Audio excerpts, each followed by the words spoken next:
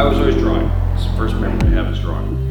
And in first grade, this little town, Lindsay, California, we were asked to draw ourselves taking a bath or a shower, oddly enough. So I drew myself in the shower. Who was your teacher? I know. Well, I later found out it was some psychological experiment the government was doing, and they chose this little town. So, so I drew myself in the shower with the shower curtain open, completely naked. All parts included. We all show up to class, and everybody, all the kids have got themselves hidden in the bathtub. You always see their eyes, or at their shower, they're peeking around the shower curtain. So they were all, everybody was afraid, and you know, nobody drew their hands, nobody drew their body, and so everybody saw mine and think, oh, you're gonna be in so much trouble. And I thought, oh no, man. So then, a little while later on the voice box, Mrs. Cowper, will you please bring Shane Guffogg down to my office? Thank you. Click. And everybody's like, whoo, you're in trouble. And so I go down there and I'm shaking and I'm so afraid. And the principal says, first off, you're not in trouble. I just want to know who helped you with this drawing. I said, nobody helped me with the drawing. And is that my phone? That's Renato, Cynthia. Hello.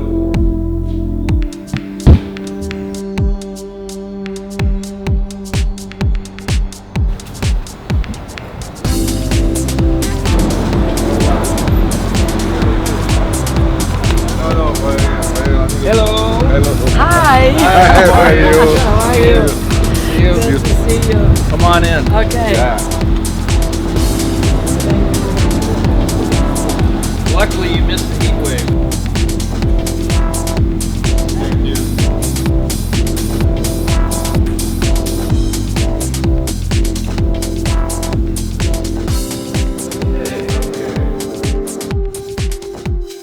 I am very enthusiastic about the installation and about this show, because obviously it's the first time in Italy maybe, or the first time for sure in Naples, and it is very interesting that in Naples and in Italy they learn about his art, and is absolutely something new. And also the retrospective is something very important, because the idea of his entire body of work for the first time in Italy is something that is attractive. They like light, they like colors, because you must think that we are in Naples. Naples is very similar to Los Angeles, so the same kind of colors, the same kind of ocean, and the same kind of light. So they are attracted by depth and by colors and by light. So I think that Shane, who works with light, colors and depth, the different fields, one above the other, I think that can be attractive for the Italian public, and above all for the southern Italian public. People coming through here? Yes, through All right. here, and this is the main entrance, and I want to make an installation dedicated to Ginevra Benci, together with your works. And we first look at your retrospective. So here we can install your retrospective until this one. Right.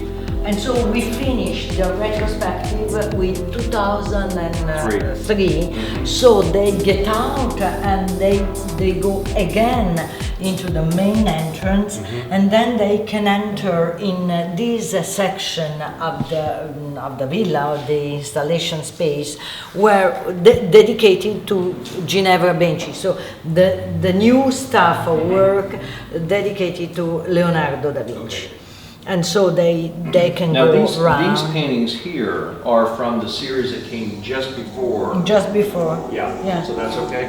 Okay, yes, that's right.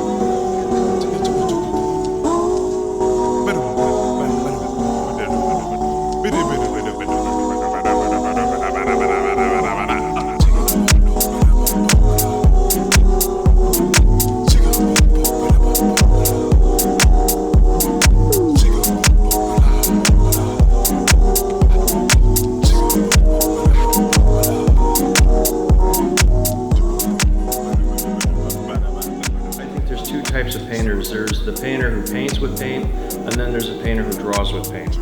And if you look at, say, a lot of Picasso's work, or the Cubist work, he was drawing with paint. He's not necessarily painting with paint. The classical period, he was painting with paint. Rothko paints with paint. De Kooning is dancing right between the two of them. And I first draw with paint and then I'm painting with paint. So it's a duality between these, it's a dance there. But, this is the subconscious moment of me making these lines, these marks. I'm not consciously thinking, oh, that's the wrong move, that's this, that's that. If I make this mark, then I need to balance it out with something over here. And so I keep working back into it so it has a full, so it's balanced and it has this energy to it. And then, then I go back in and start defining what's going to be in the front, what's going to be in the back.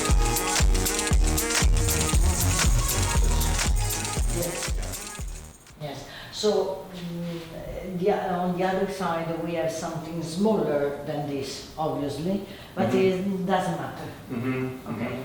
I think we need something lighter because it is too dark here, and we have to move.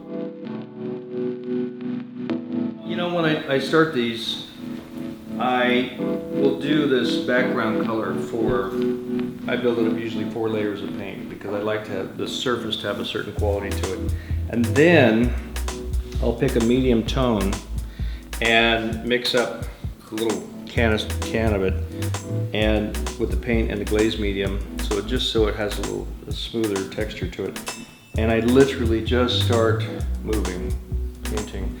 And with this series, I've actually had the Ginevra da Benci photograph opened, always within eyesight, so I'm looking at it as I'm doing this, So this side of her head, it's like this side has been pulled forward a little bit, it's like, So these curvatures are her face, the neck, also the close-up of her hair with the lines, the ribbons in her hair.